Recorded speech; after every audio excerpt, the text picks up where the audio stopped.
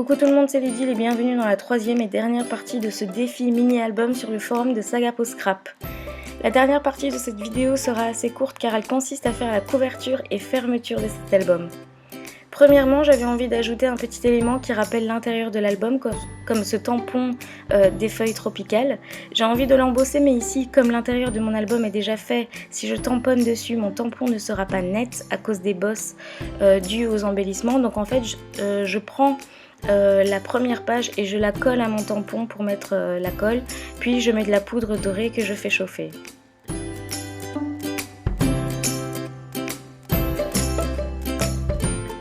J'ai sélectionné un petit morceau de papier bleu avec des petits triangles dorés que je vais utiliser et coller dans la tranche. J'ai aussi pris une petite cordelette dorée que je vais d'abord placer autour de mon album. Cette cordelette permettra de fermer et ouvrir mon album. Ensuite, je vais coller le morceau de papier coupé dans la hauteur de mon mini-album, donc 12 cm, et j'ai pris une largeur de 7 cm.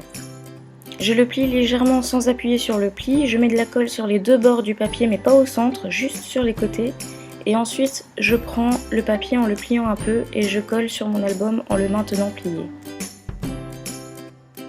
Ensuite, j'ai sélectionné dans mes découpes bois Saga Post Scrap quelques mots que je colle sur un bâtonnet en bois pour faire une pancarte. Ensuite, j'ai décidé de coller un petit cactus pour rappeler l'intérieur de mon album. Avant de coller le cactus, j'ai envie d'ajouter des découpes feuilles que j'ai découpées dans du papier blanc.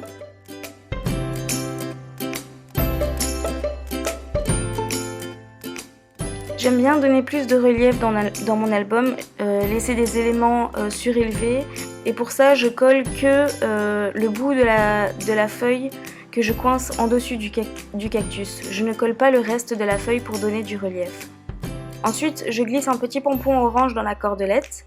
Ici, encore une fois, libre à vous de glisser ce que vous voulez dans la corde. Ça peut être une petite découpe bois, une perle, tout dépend du thème de votre album.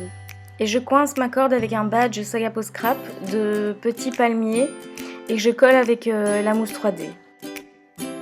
Ensuite, pour éviter d'abîmer les coins des pages de ma couverture, je vais mettre des coins en métal doré. Je les achète dans des magasins de fourniture artistique ou alors sur A Little Mercery. Ils sont très simples à placer, on les glisse dans les coins de notre papier et on presse avec une pince et le coin en métal est placé et il ne bouge plus. Je fais ça pour les 4 coins de la couverture, donc 2 devant et 2 derrière.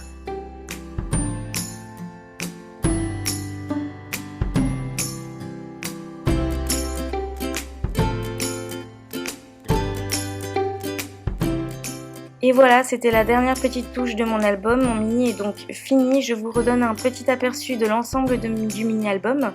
Comme vous pouvez voir, il est vraiment simple à faire et même si on a tous la même structure, je suis quasiment sûre de retrouver chez chacun d'entre vous des albums totalement différents. Il suffit qu'il y en ait parmi vous qui fassent un album sur le thème de l'hiver par exemple. Donc voilà, n'hésitez pas à partager vos réalisations sur le forum. Je suis vraiment curieuse de voir vos mini.